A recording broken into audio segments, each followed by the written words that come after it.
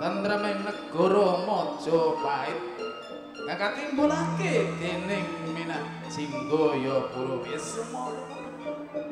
Jroning jeneng kita magut yudha ana ing palagan. Jeneng kita ora bakal entuk kamenangan. Jalaran Guru Dewa wis nitahake jalma titah sawantah pinangka sarana kanggo patining Minajingga. Kang kuwi kakira Golawi. Dawuh sangka Sang Guru Dewa. Jeneng kita bakal kajabel yuswane urip ana ing kahyangan pinangka dadi jangkeping para dewa kami. Rama Purba.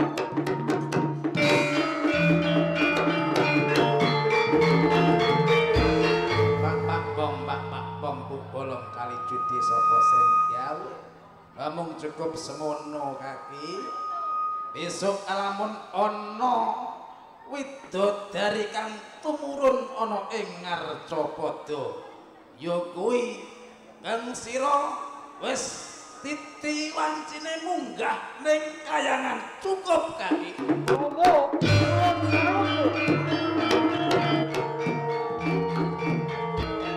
Awoi kelengkap bancut marang para dewa. Kalamun lawas bisa nentremake kraton Majapahit.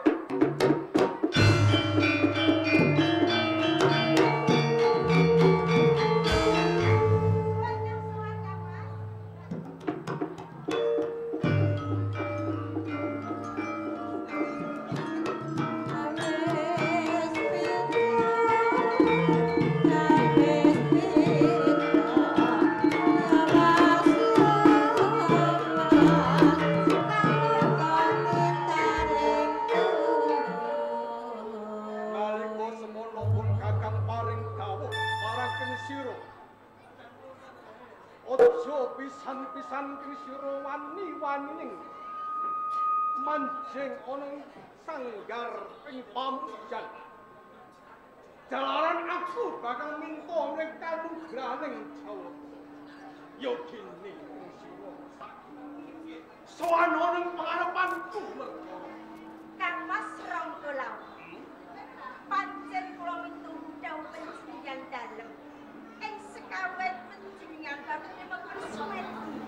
Sok sinten kemawon boten dipun parengaken cedhak anggen menjerang kursumet. Jalaran wedal sakmenika kula wantun cedhak wonten ngersa panjenengan dalem.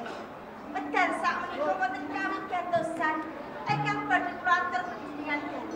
Ana wigati sing bakal mbaturake marang panjenenganku. Menika leres Kang Mas Ronggolang. Ya cik. Kareng kula. Yen to wigati iki magepokan tentreme ing Kabupaten Tuban. Sumrampah ana ing Kraton Majapahit.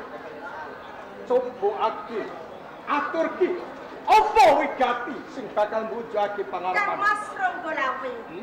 Katemben kemawon panjenengan dalem pikantuk nawala saking Praja Majapahit Kang. Entuk nawala. Entuk layang. Leres Kang Mas. Dadak layang-layangan apa isine to ijoaning nawala. Beber pisan mboten mangerti. Kene kapara ngarsa. Kaya apa ijoaning nawala sing bakal bahan. Mas lajeng istri-istripun nawala.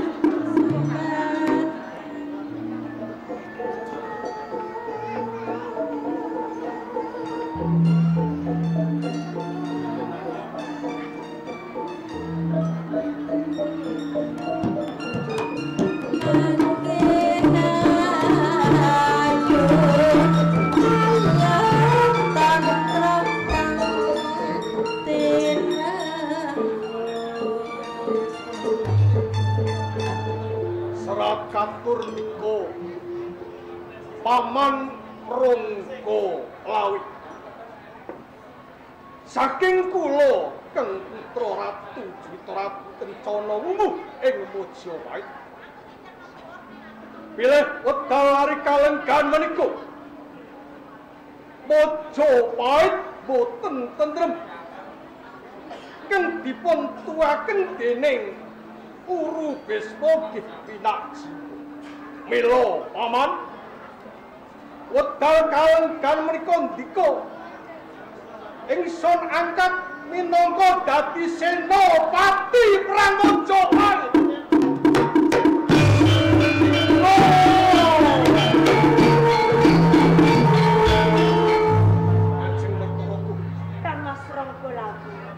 Cetha Pinaji wis wani dipiti gawe geger ing Mojopahit. Cethaan genah iki serataning Dwita Ratu Kencana Wungu. Mula sanipun Dwita Ratu Kencana Wungu. Mula Dajeng Mertaraga pun kakang mundhut kanthi banget kanthi rilaning atimu. Aku bakal madeg dadi senopati perang Mojopahit.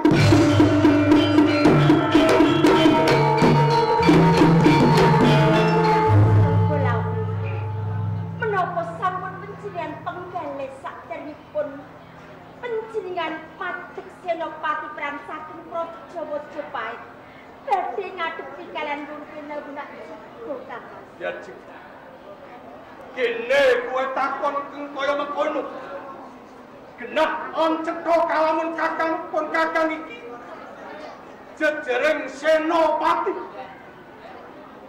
Wajibaning senopati mbrasta retuning praja sing gawe geger ing Kraton Mojopahit kalebu si Pinaji.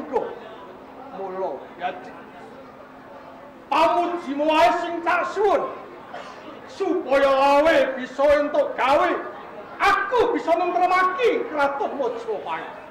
Kang Mas Rungkulawi. Yen dereng kepedhot panjenengan merang kaliyan Pinaji. Panjenengan madeg senopati perang saking Mojopahit. Iya. Menang panjenengan atur kula. Ampun dipun bacetaken Kang Mas Rungkulawi. Nggih. Ampun dipun bacetaken, ampun dipun lajengaken Kang Mas. Ya Jeng. Kowe garwaning senopati. Sumpahing senopati. Mun nengenake marang kewajiban nyewake marang sesanggeman keluarga. Mula pangestumu sing ndak suwun Riranono pun kakang maju jroning peperangan. Kang Mas Rungkulawi. Menawi dinten sak menika panjenengan badhe maju karang kono Kang Mas. Kula boten saged nilani Kang Mas. Perkara Kula patos sanget Kang Mas kanjenengan kali. kang sira kuwatir marang pun kakang. Opo dasarmu nganti kowe mampeng marang kekarep aku mertara. Kang Mas Rungkulawi.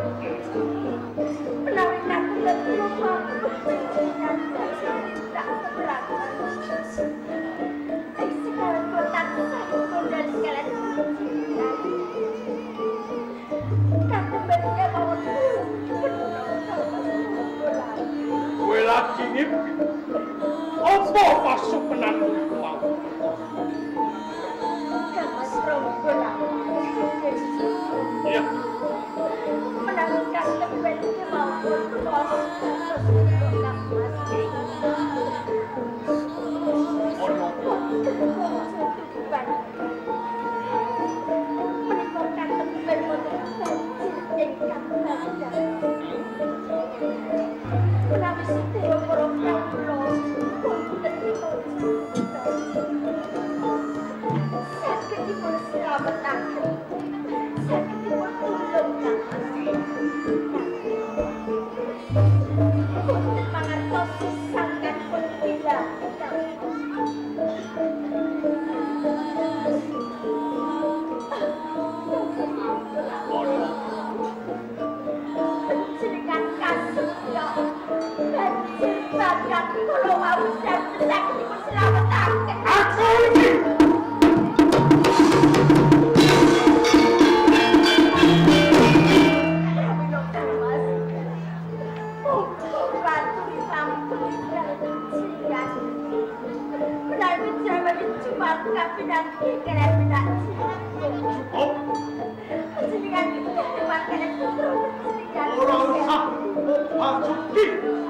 anggonmu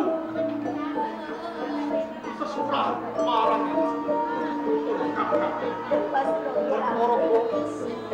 Tegas kula kemarin sesurah kali kuncikan. Ngomong telepon yang menakit. Mengemat kali putra penculikan ingkang tasih timbul. jeneng pamimpin kuwi tembange wong ora bisa kelakon kabeh pamimpin kula kang sira aja ngendon-ngendoni kekarepaning pun kakak wis gedhe ating prasapat awe bakal maju jroning peperangan Akrapati temuli baling tuban kalau aku cengking siraing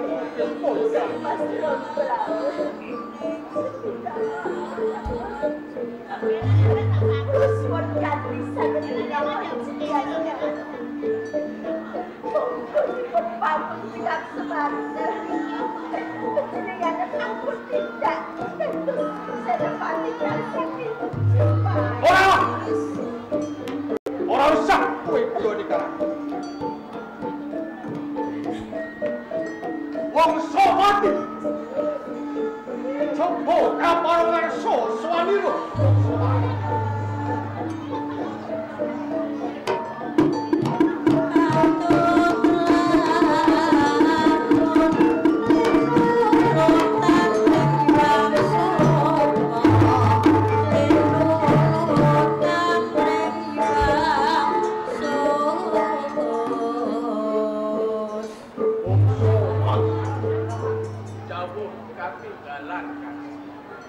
Kaget kang sira ndak karesaki sowan ana ing pangarepan.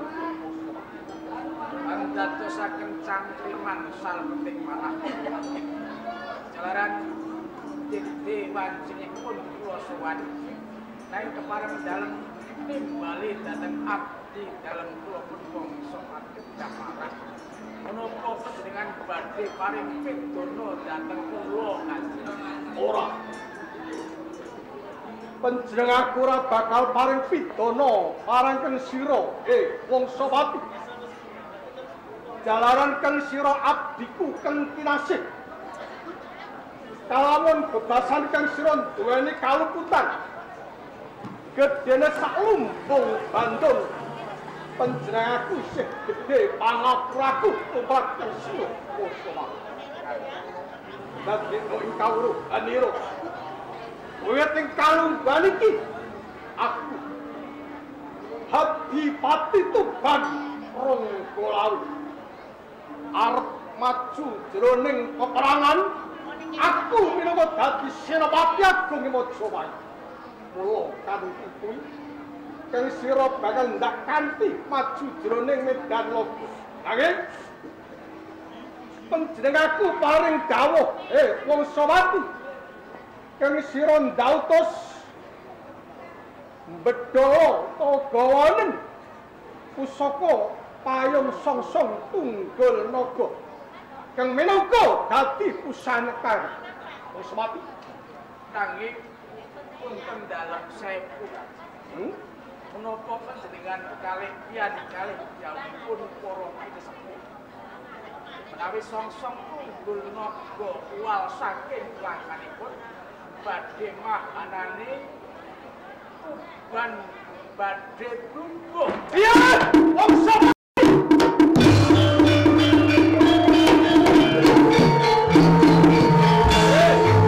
Wong Sopati. Kene kowe matur kaya mengkono. Teges kan sira bakal ngendon-ngendoni ati-atine ora maju jroning peperangan. Boten Kanjeng. Kula namung ngesti dawuhipun para sesepuh negari Kabupaten Tuban menawi kula rumiyin sampun medhar sabda mekaten inggih menika ingkang kawula aturaken Kanjeng. Ora bisa klakon. Yen to panjenenganku sing paring dawuh kang sira mbadali wong Sopati ing kene Ronggolawe jejering Senopati tan moko ping sira panderek ing Senopati. Sumpah rasapane iki coba agar tumbuh pada pengarepan. Sisa-sisane sang kula badhe kula abdihaken dhateng katentremaning Kabupaten Tuban. Dan sira tu tresna marang panjenengan. Ngaten iki. Yen ngono, Wangsawati, aku atas nama Senopati Agung Mojopahit mundhut kanthi balet bedalan payung sosong Tunggala.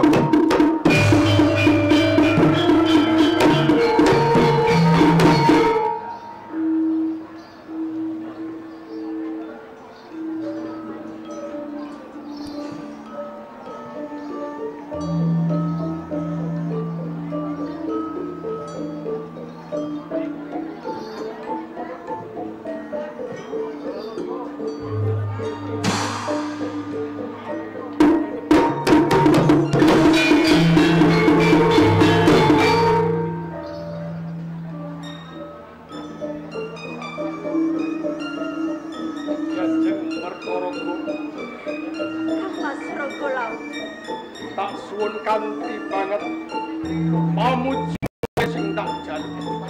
Sinten pejian banjur kemerangan Kang Mas. Jenipun kula delakaken pejian tidak kemerangan. Kula kuatos Kang Mas Tunggalawe. Mangke agen kula nyuwun musik kalian pejian. Kula ngewan-wan putra pejian sekali. Sebenarnya sedaya panggula betah pejian. Cukup. Cukup. Wong sobat. Derekno panjenenganku. Tot uri urusan urine lawe. Jika umbaran mati.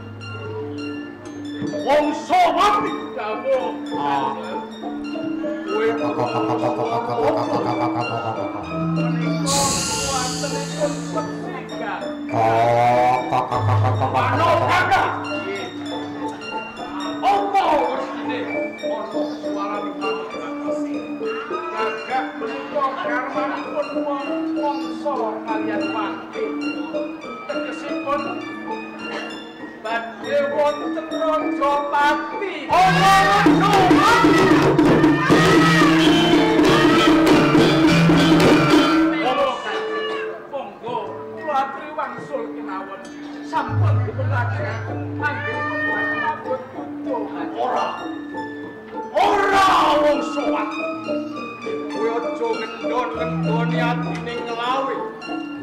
Ana Rajawati ning dudu lawe sing mati. Umbaran! Umbaran!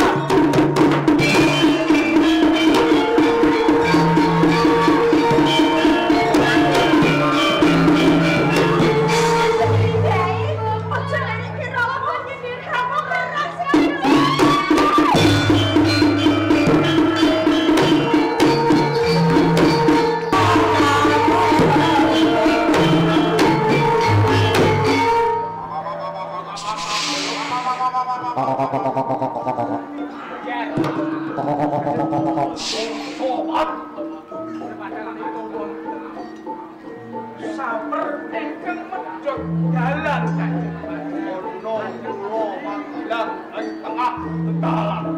Opo perkara kula medhot dalan wis pedhot panjangane menungso menawi tentu saking panggagap boten badhe kelapan gegayuhan panjenengan ingkang badhe menjahit karyanipun pendak cukup wong sowan. Kowe aja gawe diri sing ati ning lawe. Aja umbaran mati ya.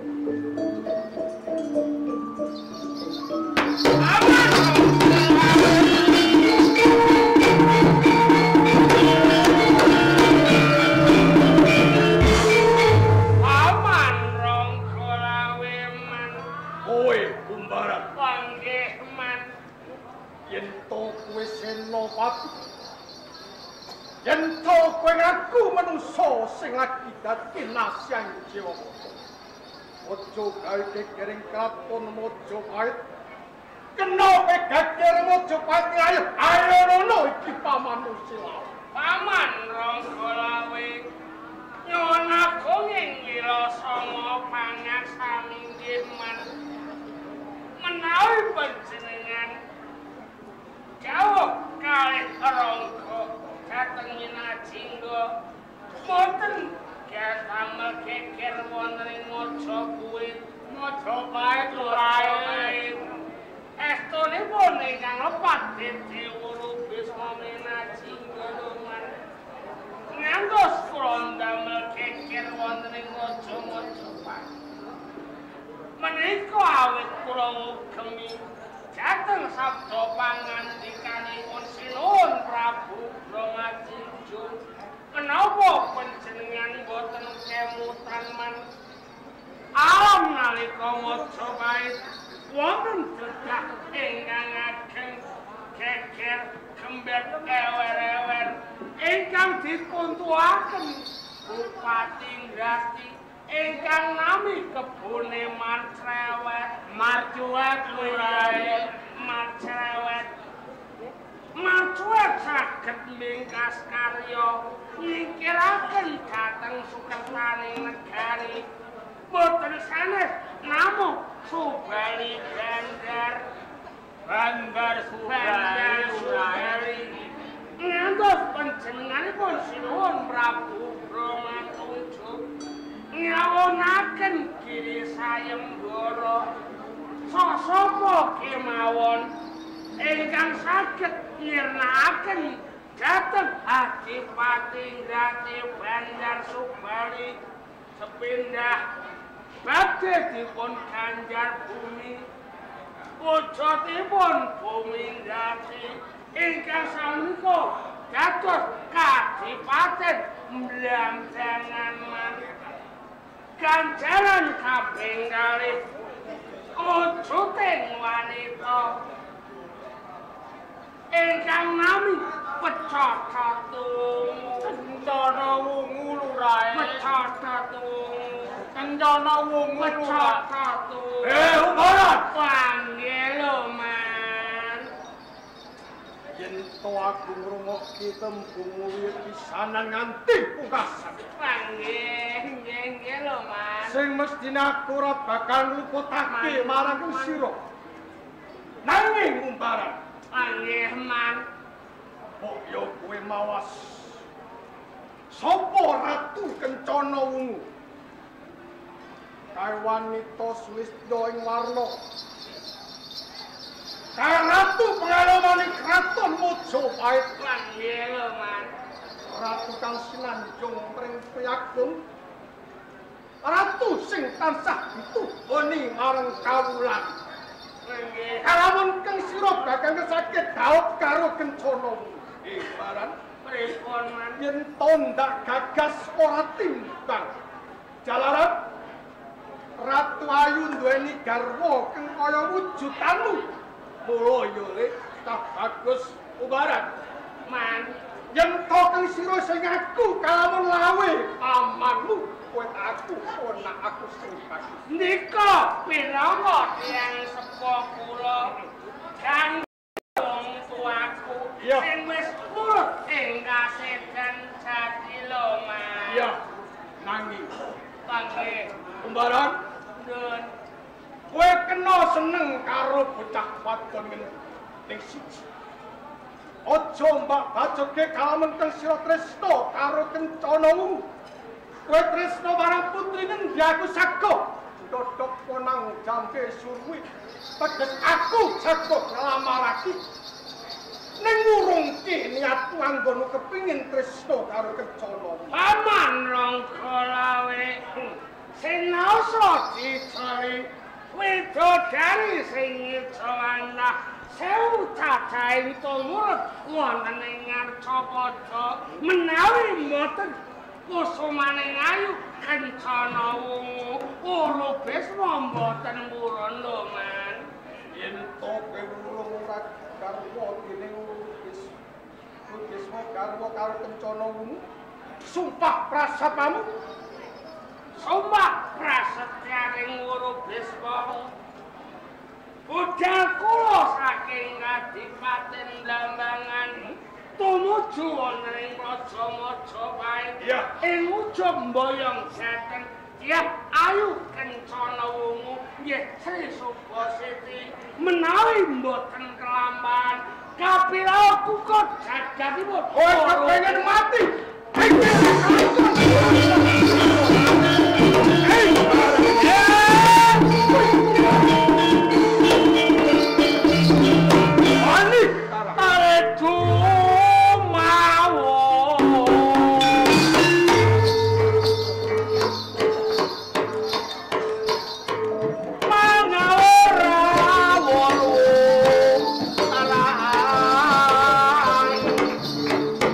Tenggaran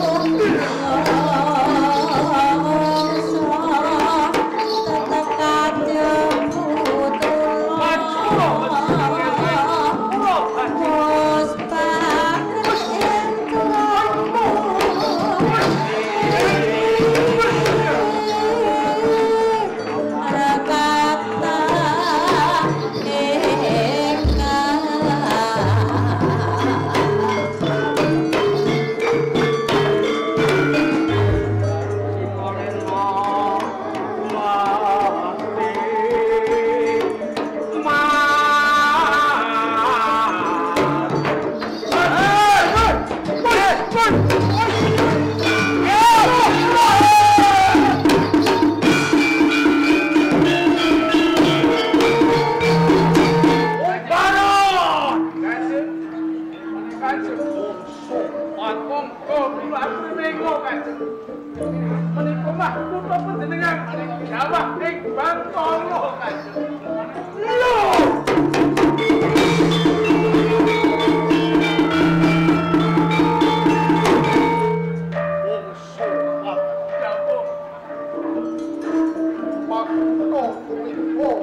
Sanduring watu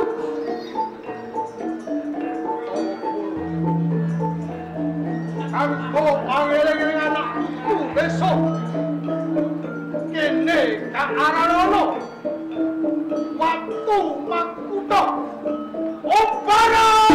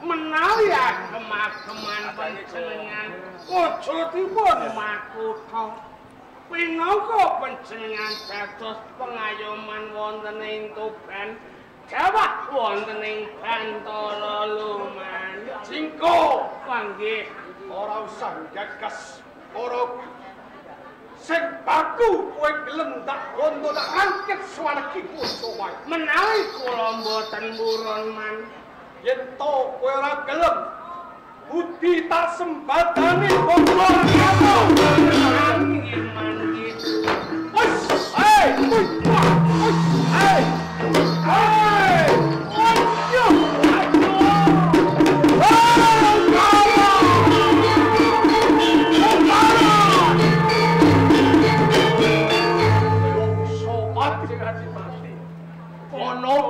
ayo mirsani sumping panjenengan jawah wonten ing pandang Kanjeng.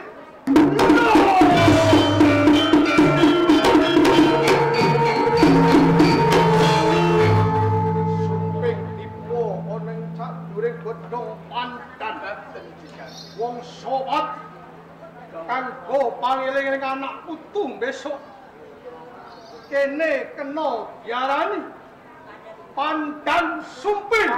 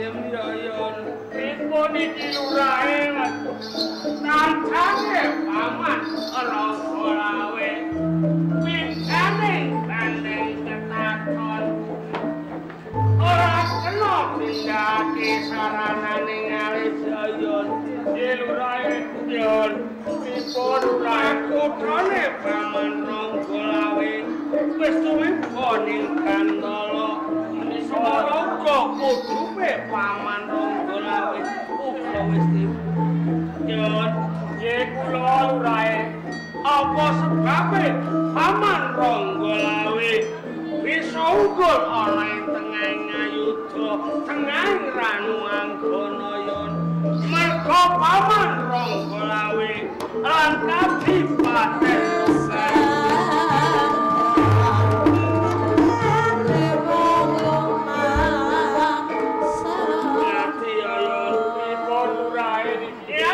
paman Ranggalawe lan Kadipaten Tuban digdaya ora ana kang ngalahake merga pinayungan ayo sungsung tunggul naga ae kasektene ngidap-ngidapi lho ya Nika leres urae lajeng pripun iki lurae Yon nggih aku kok kelingan nalikane aku nelake ana ing kerajaan Ternate nggih sing diasta paman Jarumuka merga paman Jarumuka lan prajurite wis kalah kanggo sesuai tandha pinungkul aku diwenehi wujuding jembaring lan nyenyep kang aran panah Naracabala oh nggih lurae nggih lan ngono yon nggih jupuke gendhewaku lan nyepe bareng lurae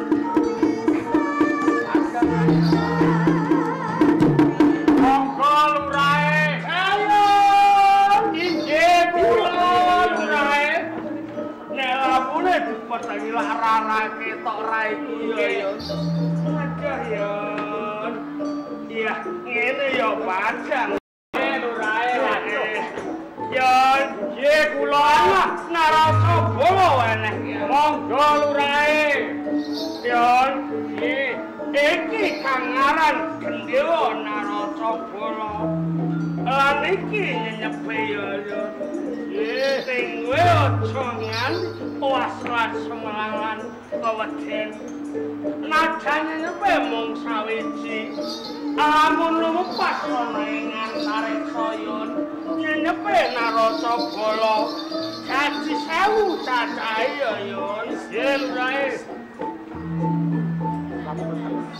sindene ora iki aku akan aman karo aku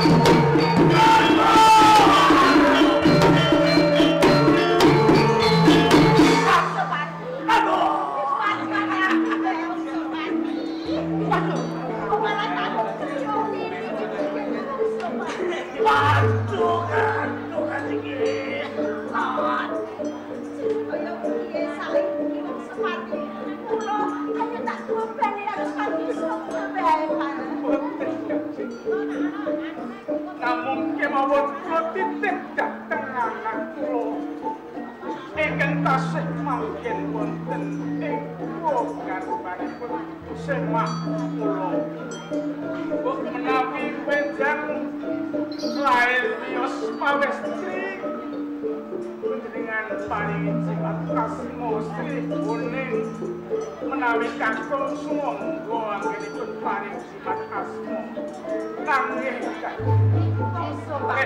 kula boten saged ngayomi dhateng anak kula enjang dewasane anak kula kersa panjenengan ngrengkuh kados dening putra putri panjenengan piyambakan. Sikap pitukas bakal tak pokok muncul menglarang simponan jambang. Aku bakal ngrengkuh putraku dhewe wong sekarang. Pati kula nyuwun pangapunten awet kula mboten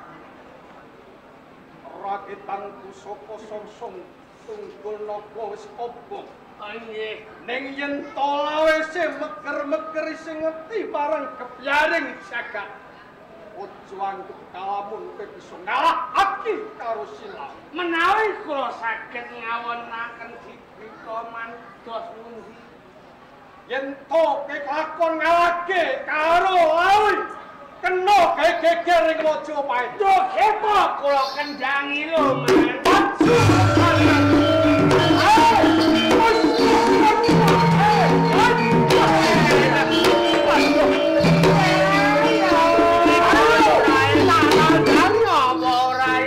monggo lurae tandang mriku kalih bodho menika lurae ayo nggih pangapuntenipun nggih mangke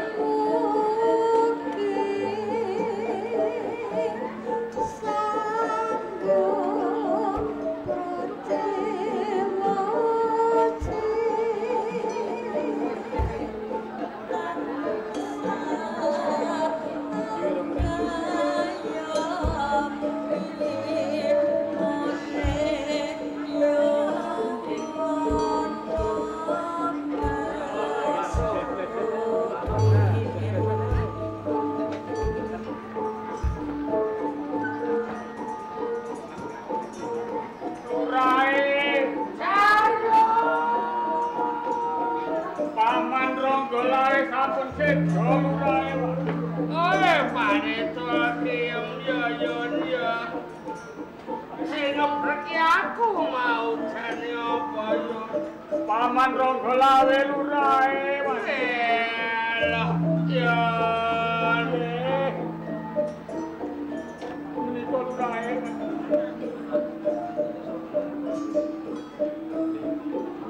Yon, nggih, kula. Kok Paman Ronggolawe ora mbujung karo aku, Yon? Nuwun sewu, Lurae. Iya, Yon. Paman Ronggolawe sampun sedo. Ayo, Paman Ronggolawe.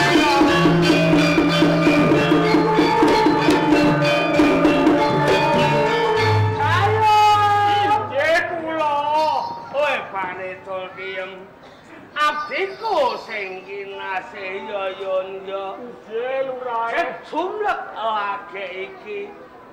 Nyawang wong mati kok ngadeg yon. Nggih. Man. Paman Ronggolawe man. Lepat nyuwun agunge dipangapura lho man. Yon, nggih kula gak omong blas. Dipun iki lurae. Paman Ronggolawe ngajek jejeg ir-ir yon. Lha wis mati yo. Sampun lurae. Lah niki pripun lurae? Nggih. Patine Paman Ronggolawe karo ngadeg. Sing ngadeg ora ning awake yon. Lah sikate napa sing ngadeg? Sing tengah ya melu ngadeg. Mateni wong. Yon, nggih kula. Paman Ronggolawe wis sedo. Nggih. Cemlorot nyang larapane Paman Ronggolawe. Pinjane kaya Surya sing lagi mrethek yon. Mbok menawa kae wahyune. Tak mute ya yon. Monggo lurae. Man. Pangapuntenipun nggih, Man. Menawi kula nyucuk jateng mbun-bunane ndika. Mbok menawi menika wujuding wahyu ndika sing jawab jateng kula ngurupi semua nggih, Man. Yon, nggih kula. Iki tak cucuk apa tak mut? Cucuk kemawon ampun mut ta. Mateni wong sampean iki pripun kok malah jenengan mut? Lho sing guyu terus. Nanggap dhewe kowe. Tak cucupe ya, Yon. Nggih. Pangapuntenipun nggih, Man. Iya. Ya. Godhone menak singgo kok mau sekilan. Nyemoni karo aku, Yon. Nggih niki nyemoni kalih panjenengan niki kok. Wae kula yo sekilan. Di semeten. Nggih pun dari Bapak. Nggih, Yon. Nggih. Tak cucuke bun-bunane ya, Yon.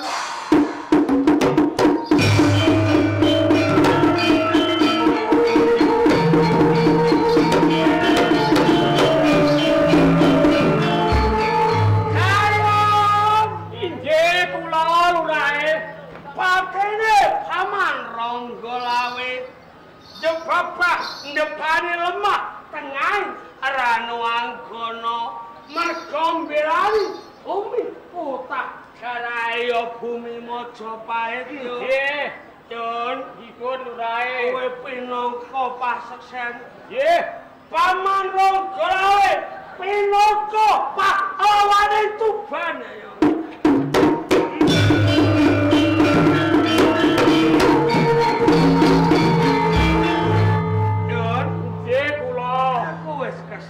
Monggo yang kesel. Aku kepengin dipijeti kalawan garwaku loro. Nggih. Paito lan puyer 38. Puyengan lurae sampeyan kok malah. Iya, Yon. Aku bali ya, Yon. Nggih, monggo lurae. Mriku, Yon. Nggih.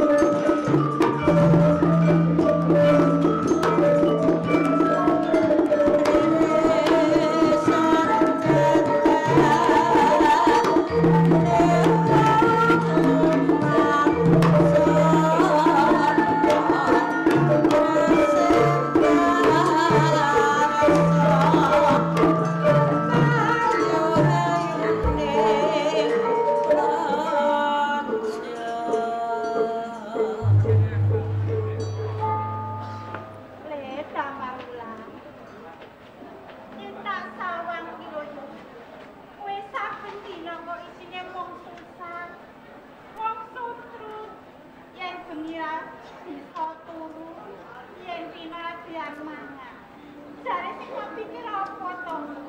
Kok kandha wae karo Ngantos kula kados sikap. Jalaran saben-saben didolanan kula namung jece kanca ruang kula. Oh, dadi nggonmu yen rino latihan mangan pengiran bisa turu. Iki mergo kowe jece karo kanca-kancamu. Leda karulan. Ya wis ora apa-apa, Le. Jece kanca-kancamu ora apa-apa. Paling wong ora duwe kipas sing rekoso. Jece ora apa-apa diterima wae yo, Le. Menika mboten babakan bondo lan donya. Lho, ora jece babakan bondo lan donya. Menawi babakan bondo donya, babar pisan mboten saged raos sing manaken. Ya terus gorenge iki babakan apa, Le Damaruna? Kae lho Damaruna. Bocah kok ora duweni bapak. Lha sinten wonten iki sing mboten saged panahipun. Lah mboten wonten tinanipun to. Yang menika jel saking kayu waktu babar pisan mboten wonten. Itu Damaruna. Ya kowe ngomong kaya ngono sih, kok marang karo Bapak malah kuwi. Ibu rumah sakit